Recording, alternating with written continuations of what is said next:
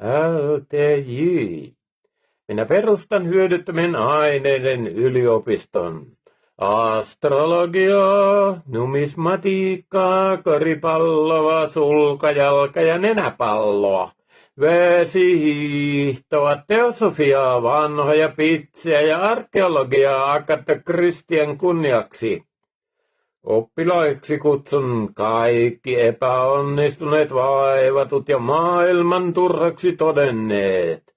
Meidän tehtävämme ei ole tuoda yhtään lisää. Me perustamme lännen tähden järjestön. Kuuntelemme vanhojen puiden luentoja ja istumme maa-äidin sylissä.